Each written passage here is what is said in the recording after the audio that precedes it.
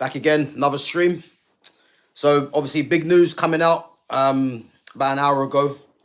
Noussair Mazraoui out of the Brentford game, and do you know what? Obviously, Man United's player this season, and what a miss that's going to be for the Brentford game. And you would think, you know, if Mazraoui is struggling to make this Brentford game on the weekend, what could that mean for the return leg against Athletic Bilbao? Now, again, obviously the Athletic Bilbao game, you would assume United will go through, obviously being 3-0 up. But I think, if Mazraoui is missing from this game, and again, we're not actually sure if it's just for precautionary, or if there's a bit more of an issue with his injury. And again, he's not. Ruben Amorim's come out, has not said what injury it is, but I think if Mazraoui's missing for Thursday's game, I think that could prove a bit of a problem. I know Ahmad's back, and what a welcome return it is having Ahmad back. And Ahmad, you would assume, will be playing as the right wing back, but Mazraoui for me is still a massive miss. And I think for tomorrow's game, I think he's going to be needed, because I think if you look at Brentford's front three of Mbeumo, Visser, and Kevin Schade, obviously Kevin Schade's got a lot of pace, and obviously we know about Hobbs and Shaw, Mbeumo and Visser. So yeah, I think that Mazraoui, is going to be a massive miss tomorrow, and I think in the grand scheme of things, you probably look at this game tomorrow. If United was to come away with a draw, then you could probably say they'll be happy with that. But for me, United cannot afford to lose this game, in my opinion. I know people have written off the league, but for me, I still don't think it's acceptable to see United where they are in the league table. And I would say that, if they come away there from a draw, because Brentford are not going to be easy, especially them being at home.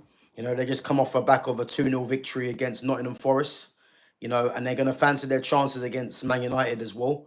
And for me, I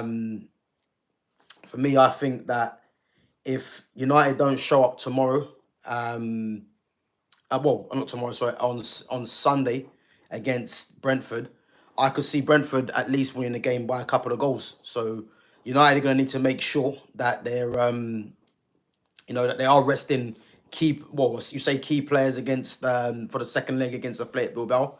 Even though I do think that the Athletic Bilbao game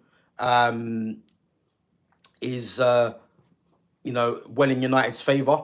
United is still going to need to be wary of the threat that Athletic Bilbao could cause.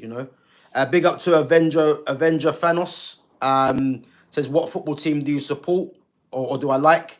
So the team I support is Man United, and I also like Barcelona. So again, in terms of European football, both teams are in the semi-final, and you'd comfortably say at least one of them should be making their way to the final with the first leg result. But big up yourself, Avenger Thanos.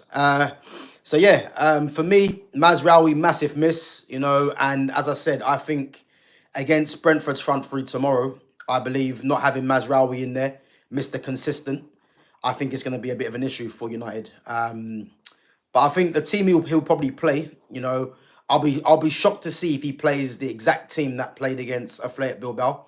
I think you probably will see about 3 or 4 changes, I would say. And I would say that, yeah, he not having Mazraoui there is going to make make Sunday's game difficult for me, I would say. Big up to Jake, big up to Funny Aid and Bentley channel. Funny Aid says, I'm a soccer champion. Yeah, big up, man, big up. I'm guessing you're from America. Avenger Thanos says, I like them too. I hope Man United win the Euro or Europa League, should I say. Yeah, listen, man, it would be great if United win it. Am I confident?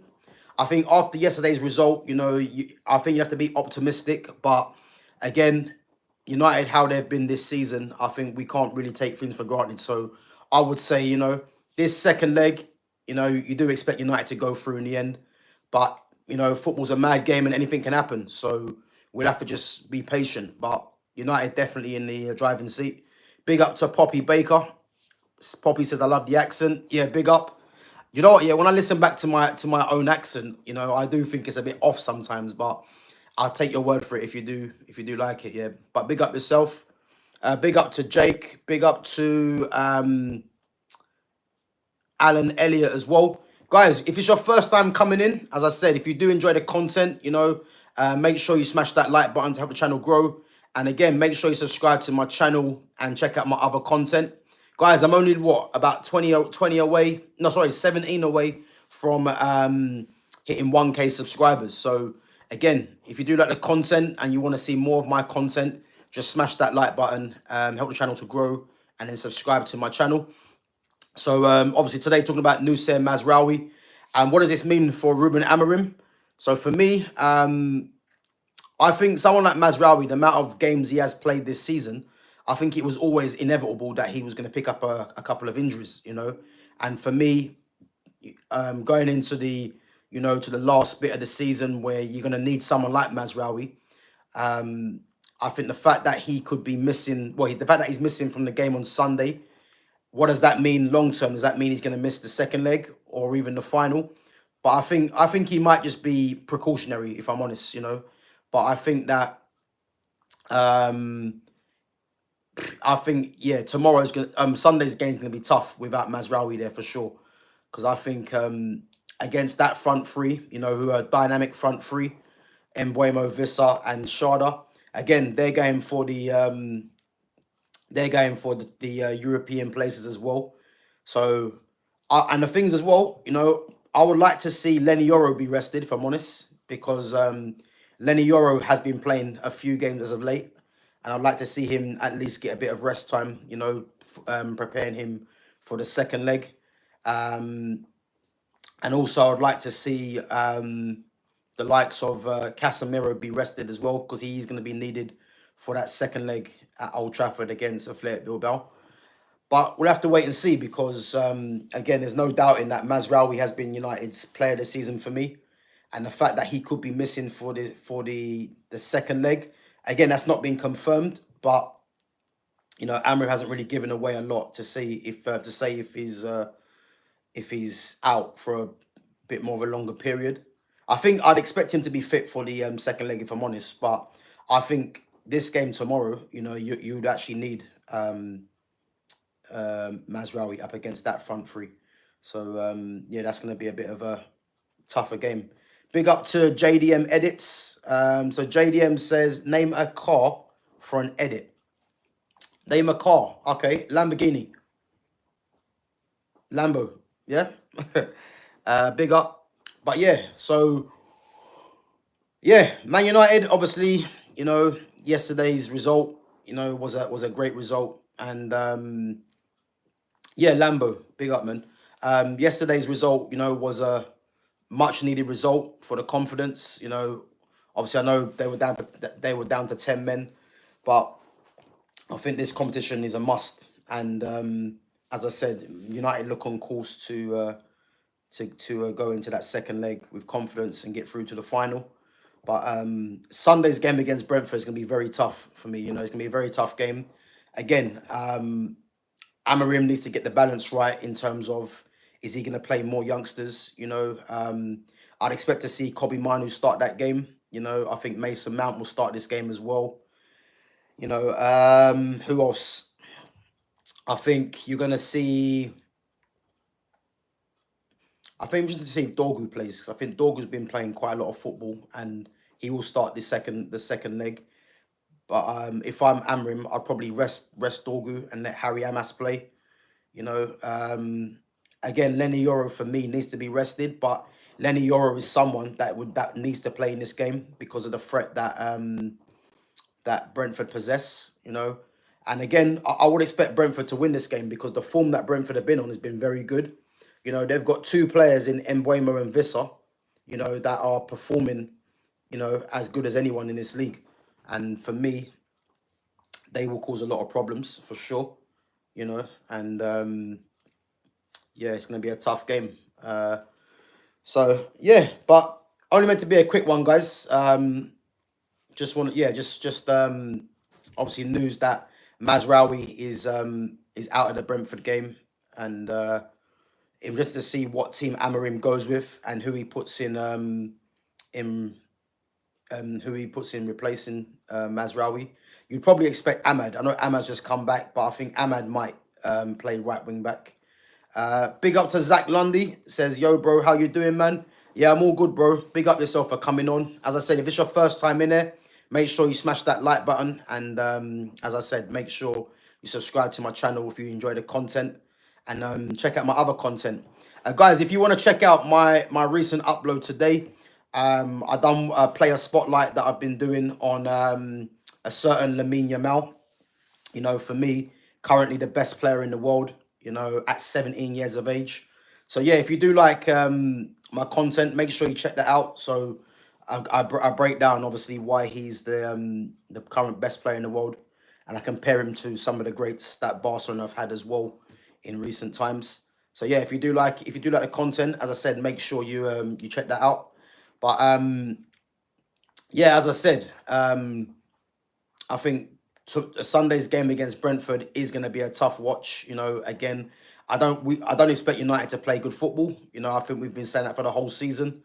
But I think for me, it's a must not lose game for United against Brentford because, you know, I think everyone's obviously in good spirits because of the result yesterday. But again, how football works, you know, these things can easily be turned around.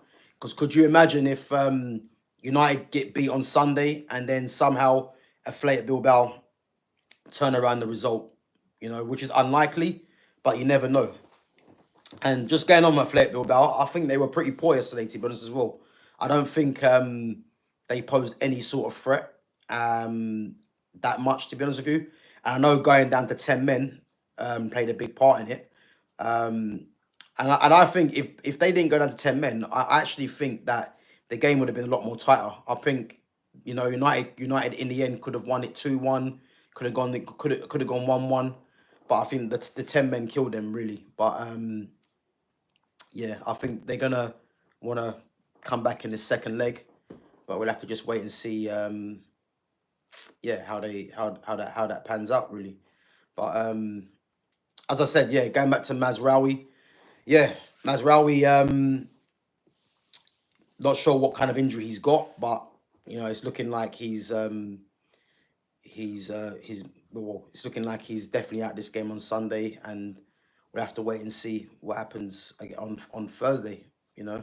But as I said, I think Ahmad will play, get some minutes. I think De Ligt will get some minutes as well for sure, and you know, De Ligt a welcome return as well into that defense. And I would go as far as saying, you know, I'd like to see Lenny Yoro get rested and Matthias De Ligt come in, whether you're going to keep Lindelof in or play Luke Shaw or keep Harry Maguire in.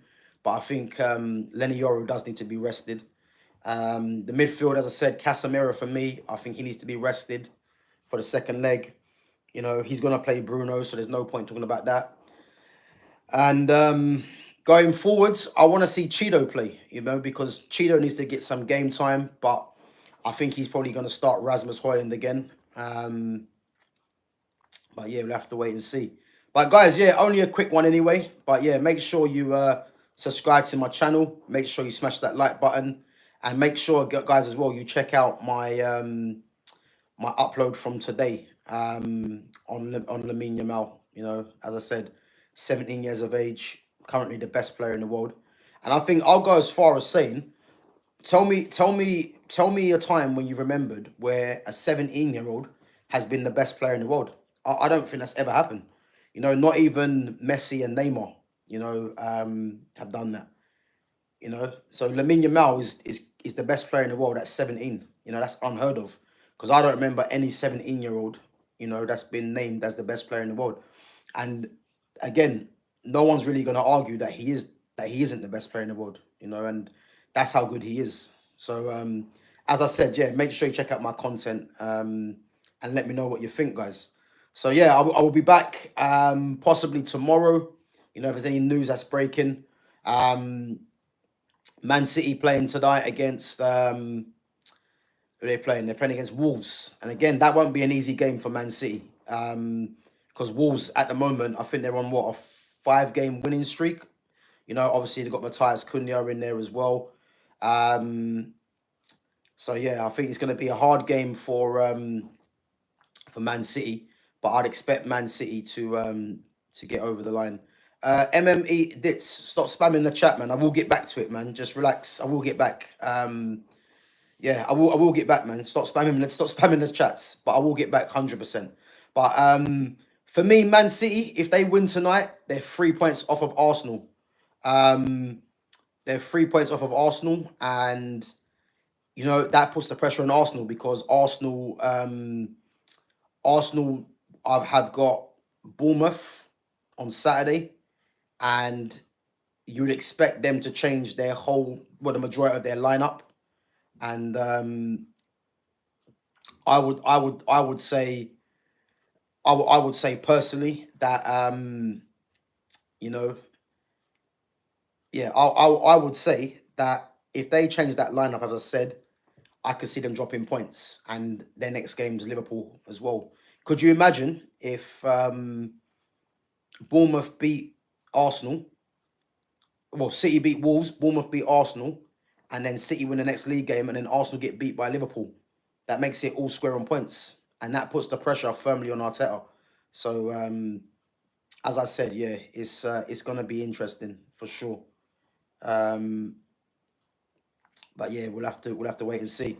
So yeah, just going back to MME's comment. So MME says Dit says Ronaldo or Messi. You know, I get asked this question so many times, and for me, it's a simple answer. And it's Lionel Messi. Lionel Messi for me is one of my goats, one of the goats of the game, and he's better than Ronaldo, you know. But again, this is very subjective because if we're looking at, you know, purely for footballing reasons, you know, as good as Ronaldo's career has been, you know, he can't touch Messi in terms of Messi's talent. You know, Messi's a better passer, you know, he's a better dribbler.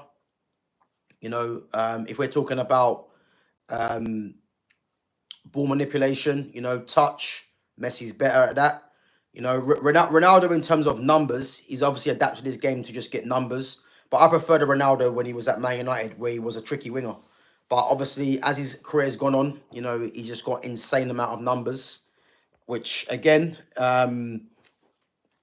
is commendable, you know. But to put him in the same conversation with Messi is disrespectful, you know, in its own way. But Ronaldo's had a great career, but there's no way he's on Messi's level, you know. Big up Reluctant Gamer, big up bro each and every time. So Yamal at this age, 17, scored 100 goals. Messi scores 1 goal, and Ronaldo scored 5 goals in the age that Yamal is right now. Yeah, big up, bro. But Yamal hasn't scored 100 goals. He's had 100 appearances. He hasn't got 100 goals. But again, we're not going to define Yamal by his numbers.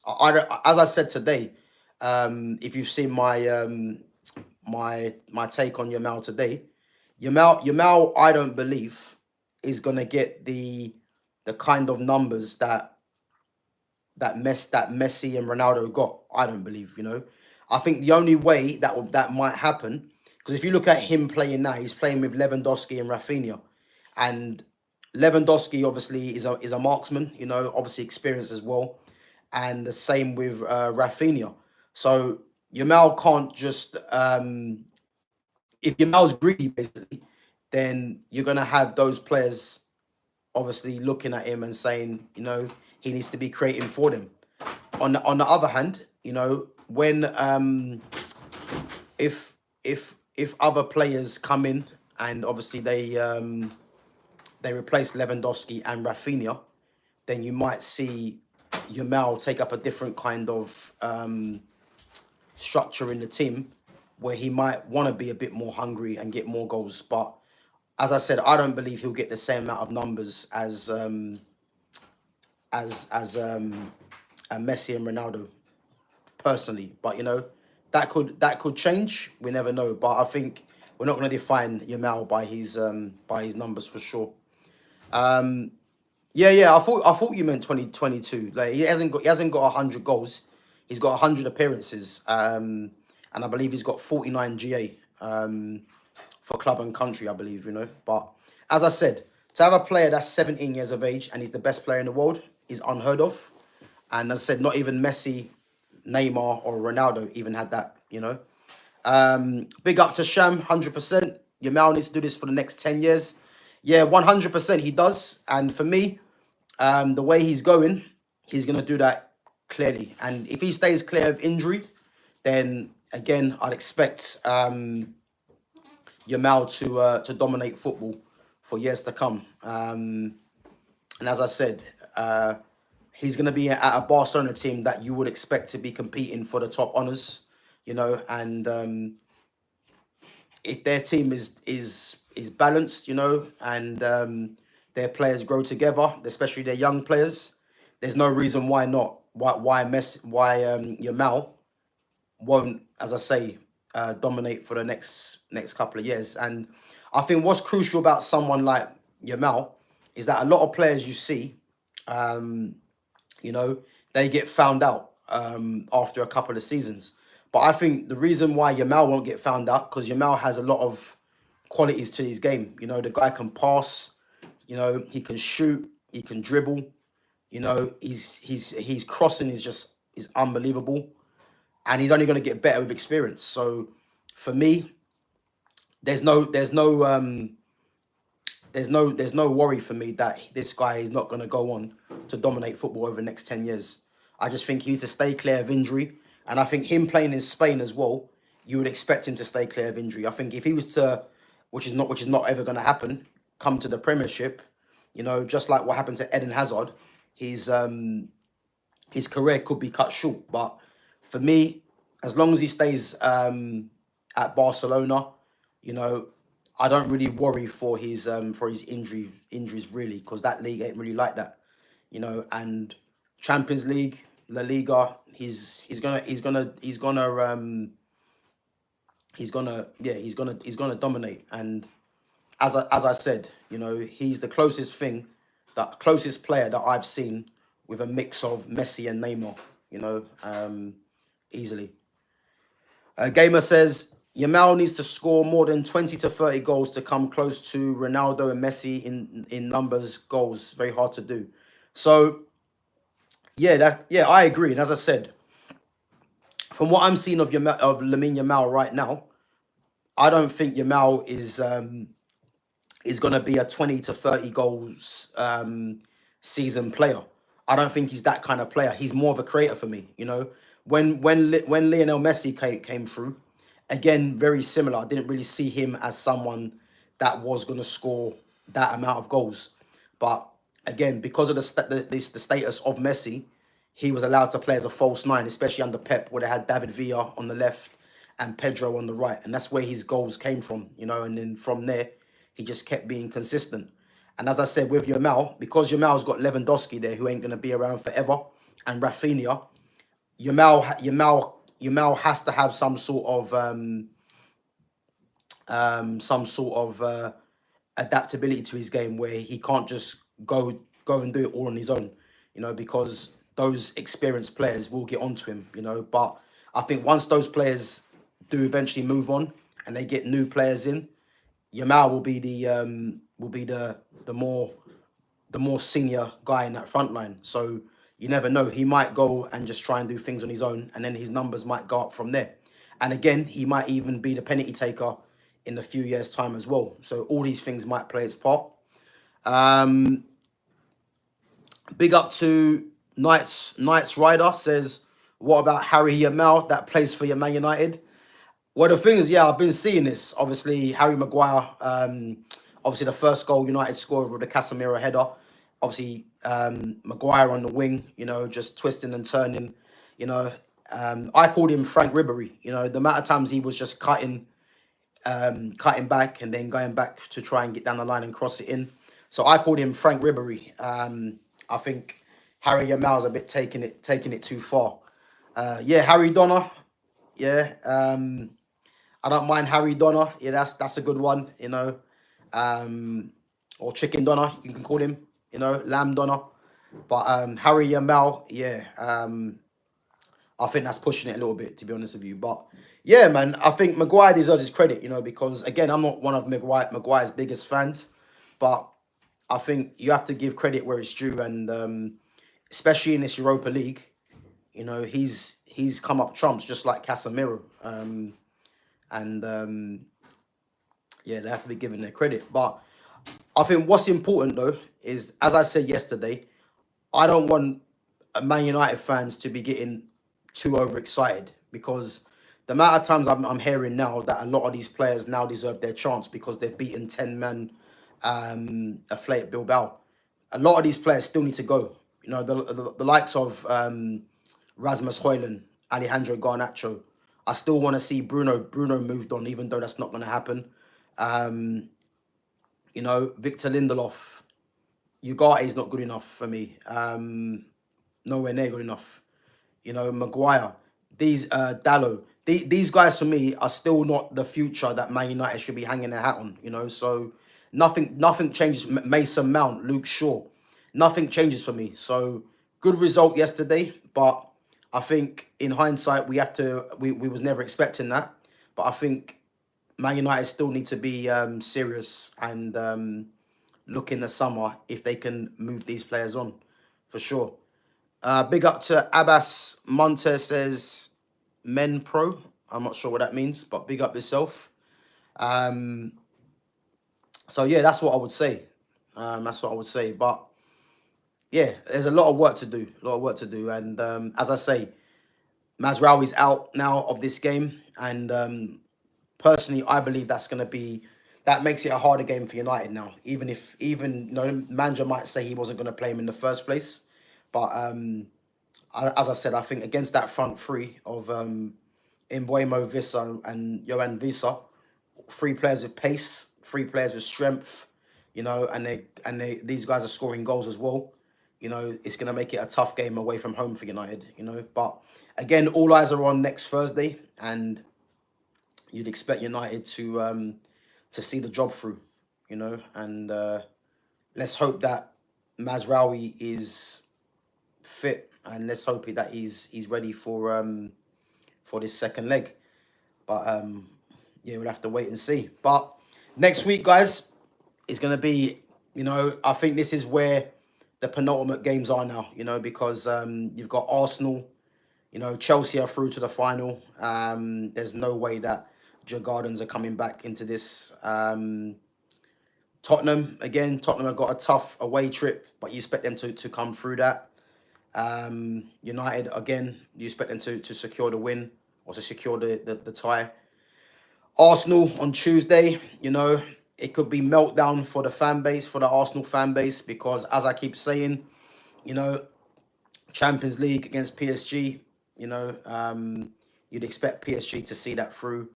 And as I said, guys, Man City are playing tonight against Wolves, and as good as Wolves have been, I can see Man City winning the game, and that makes them that will put them 3 points behind Arsenal, and Arsenal have to play Bournemouth in the next game, and if that's a bad result, I think it's going to be panic stations for that fan base. So big up yourself. So Golden Donut says, what team do you support? I'm Middlesbrough. It's depressing.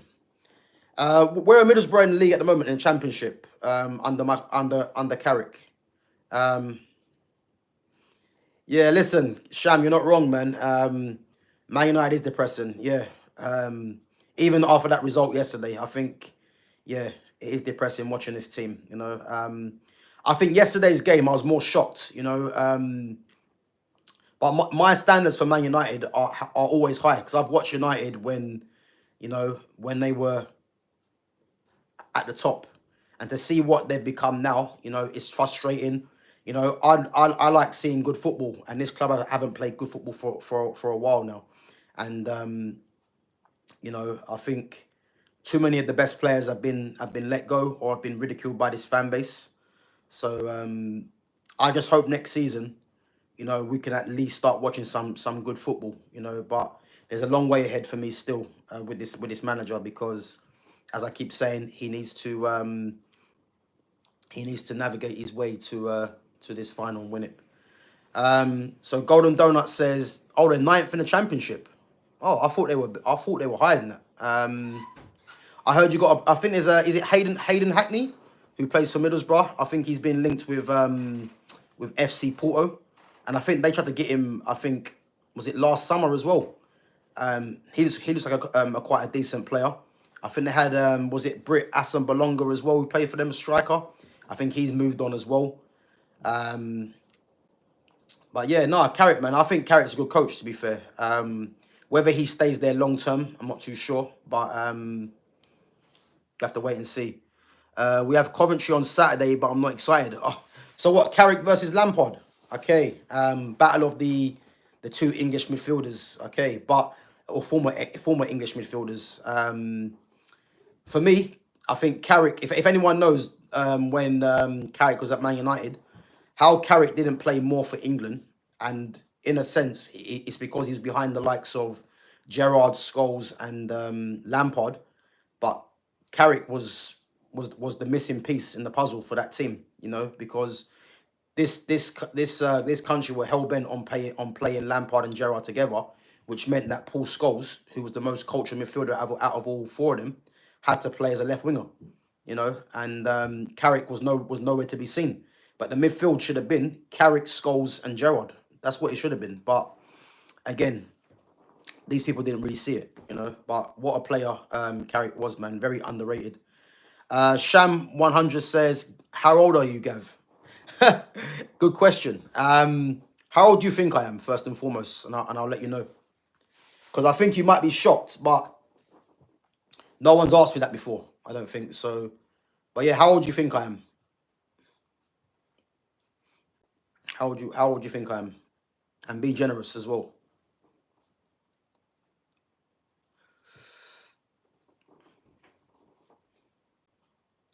Huh.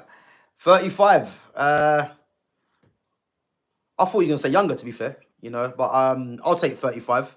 I'm actually 39. But I'm 39, 38, sorry. Yeah, I'm actually 38. That's what I'm saying. I've seen Man United when they were at their very best. You know, I've seen a lot of football. Gamer, you're 33. Yeah, big up, Gamer. Shams 38 in July. Yeah, big up, man. Big up. Yeah, listen. This is what I'm trying to say. Like, obviously, you guys are around the same age, you know, so I think you guys have seen the best of football just like myself. And I think it's good when you can see football now and just realise that football isn't what it used to be, you know. And that's why I won't have anyone tell me about Man United, you know, give Ruben Amorim a chance, because I've seen too much. And, you know, I've seen players forced out of this club that should never have been as well, you know. And, yeah, listen, we've watched football from the same era.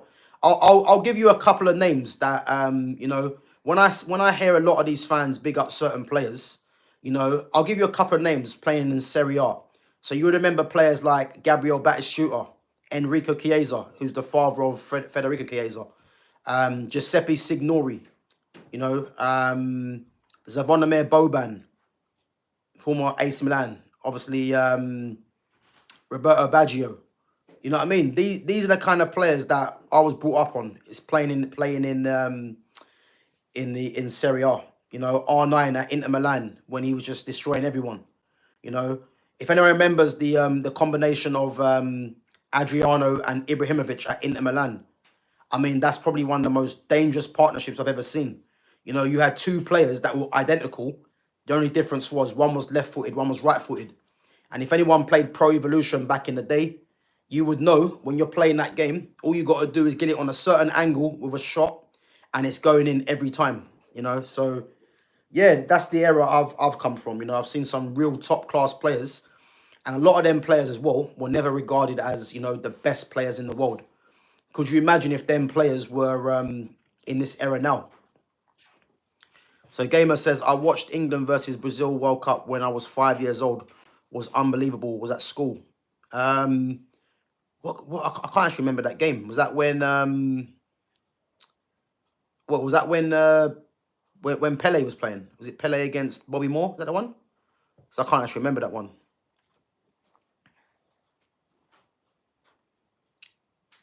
Yeah, listen, Sham, I'm glad you come out of that because the funny thing is, I was a pro fan. So I used to play pro when it was called International Superstar Soccer Pro, you know. And if you remember the Master League had Castello, Miranda, they had a winger called Birchall, quick winger. Um, who else was there? They had what was the defender's name? Forgot his goalkeeper called Ivanov. That was the Master League era, you know, on International Superstar Soccer Pro. And obviously what happened there is that the main guy from Pro Evo actually went to FIFA, which is why FIFA's gameplay is the way it is now. And again, I was a pro fan, but I stopped playing pro now because I just can't play that game no more. It's just not the same game. So yeah, I've actually turned to FIFA myself. But yeah, but big up, man. Gamer says was Ronaldinho, R9, Cafu, Roberto Carlos, etc. Okay. Okay. So you're talking about when Ronaldinho scored the free kick against David Seaman, where many people thought it was a fluke. But if you just know Ronaldinho and you watch some of the training clips, he was doing that all the time. Yeah, I remember that. It's when he bamboozled Ashley Cole as well, if you remember. Yeah. Listen, man. Of course I remember that. Yeah, that team there was illegal, and you're forgetting someone else as well. You're forgetting Rivaldo. Let's not forget Rivaldo, because that three of Ronaldinho, Rivaldo, and R9 was devastating, absolutely devastating. So, yeah, man, of course, I watched that. So, yeah, Ronaldinho was saying, Ronaldinho again. Ronaldinho, R9, and Messi are my three goats. You know, if anyone asks me who the three best players that I've seen play, it's them three. You know, there are others, but nothing gets in front of them three for me. You know, so you got me good. Me money. You was about 10 years old, so you remembered more. Yeah. Listen, man. As I say, I've watched loads of football, man. Yeah, I've watched loads of football. So yeah, you know, I've watched, as I say, Serie A. You know, back in the day, the Bundesliga. If you remember a striker called Roy Mackay, used to be at Bayern Munich. Roy Mackay, Dutch striker, absolutely deadly. Obviously, La Liga, Deportivo had a striker called Diego Tristan. Him and Roy Mackay both played for Deportivo. You know, this is João Mina was a midfielder there as well. You know, yeah. Listen, R9 is the best striker ever. Again, that's not even controversial, man. Like, if you just know football, you know there's been no striker like R9. You know, the guy was just doing damage when he was 16 for PSV. You know, he was just causing all sorts of problems. And yeah, Trezeguet was good. And yeah, R9. And again, for some of you that probably don't know this, you know, Karim Benzema. Do you know who Karim Benzema's idol was? Because you're probably remembering Karim Benzema when he's at Real Madrid. But if you watch Benzema when he was at Lyon, you would see what kind of player Benzema was. And yeah, Gamer said it. So Karim Benzema's idol was R9. Yeah. And if you see the way that Benzema was at Lyon, because I remember watching Benzema playing for the France under-21s against England. And he was just causing all sorts of problems for England, you know. And it's the first time I see him play, and you can see the kind of things he was doing, you know, the quick feet, the skill, you know, running the channels. Like, he was saying else, Karim Benzema, and his idol was R9. Obviously, when he went to Real Madrid, you know, he had to adapt his game to Cristiano Ronaldo, but he was that good that he was able to adapt easily and play more as a left winger, so Ronaldo could go through the middle and get more goals. Then, surprise, surprise, Ronaldo goes, Benzema gets back into his number 9, wins a Ballon d'Or, wins Champions League for Real Madrid, because he was just that good, you know. and he's the closest player that I've seen to an R9. A young Benzema was close player that I've seen to R9. And if we look at world football now, there's nothing like it, and there won't be, because football is very systematic now, very system based. So you're not really getting individual talents no more, and this is why someone like Lamine Yamal, we have to hold on to him for as long as we can, because players like that don't come around every so often, you know. So yeah, Gamer, you're coming out with these questions again. I think you've asked me this before. Benzema or Henry? For me, personal preference, Karim Benzema. Karim Benzema is one of my favourite players. But Henry, for me, is probably the best player to play in the Premier League, along with Suarez and Eden Hazard for me. You know, but these questions, you know, they're hard to answer, but they have to be answered.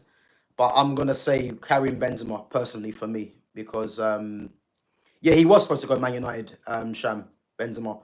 But the thing is, when Real Madrid come calling, and I remember, I think that was the window where Real Madrid signed both Kaká, I think, and Benzema in the same window. Or it might have been Benzema and Ronaldo. I think they signed two big players. It was either Kaká, Benzema, or Benzema, Ronaldo in the same window. But if Man United would have got Benzema, you know, it would have been special, man. Because I remember when he came to Old Trafford, I can't remember what year it was for Lyon. And I think he was up against Rio Ferdinand and Vidic, and he was just schooling them. Like, it was embarrassing. I think United might have actually won the game in the end, but Benzema was just showing what he was all about, and that's why Real Madrid put the money down for him. And you can see why now, you know.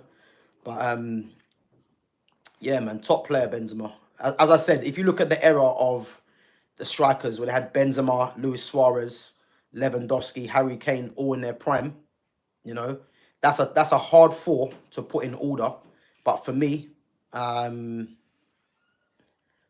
Aguero as well. I cannot forget Aguero. So you look at the five strikers, yeah. Benzema, Aguero, Suarez, Harry Kane, Lewandowski, and you'd probably say Harry Kane and Well, no, actually, I think you'd probably say Harry Kane, Lewandowski, just come a little bit after. But saying that, I think Lewandowski is about what, 33, 34. But imagine putting those five strikers in order. You know, it's difficult, but for me, I'd have to say Benzema has to be at the top of that. I mean, Benzema or Luis Suarez have to be at the top of that one for me, because both players are just devastating, you know. And again, it doesn't feel right not putting Aguero there, because Aguero, again, another one of my favourites. But that's how tough it was. And then you look at world football now, you hear people talking about Victor Osimhen and Victor Gyökeres, the two Victors, you know what I mean? And they can't light a candle to any of these players.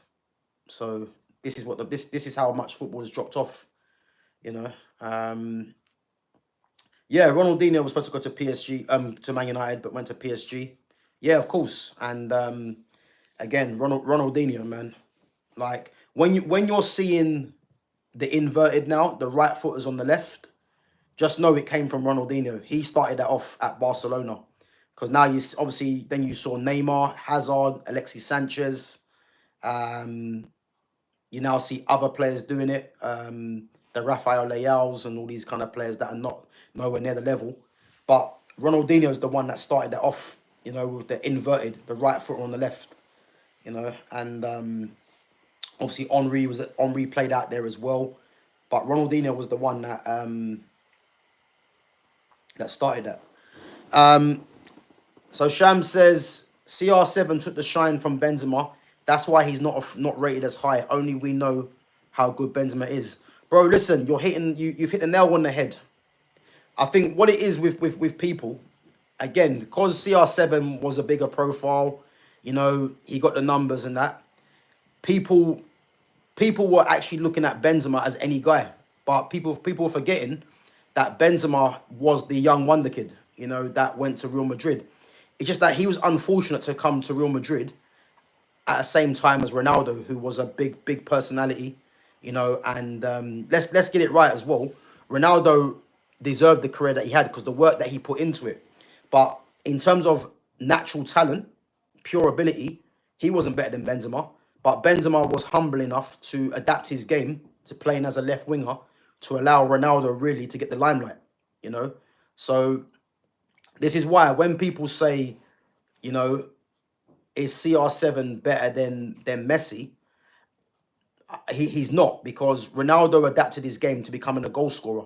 And that's not saying that Ronaldo wasn't a good player at Man United, because at Man United he was something else. But he went to Real Madrid, adapted to being a goal scorer to keep relevant with Messi, you know. And if you just look at Messi, Messi wasn't really competing with Ronaldo, because in terms of Messi's ability, you know, the passing, you know, the creativity, you know, the goal scoring, the assists, he was better than Ronaldo. But Ronaldo was keeping it relevant by the goals, really.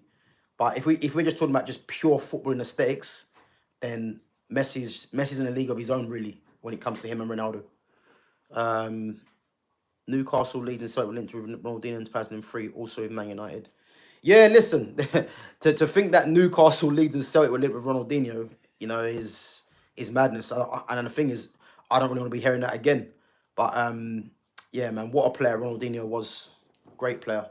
But guys, big up yourselves for coming on. Big up to Reluctant Gamer and big up to Sham each and every time. Big up for your questions. And as I said, you know, make sure, guys, if you haven't subscribed, you subscribe to my channel and you smash that like button. And again, these are the kind of conversations that I enjoy having, you know, with people that really love football.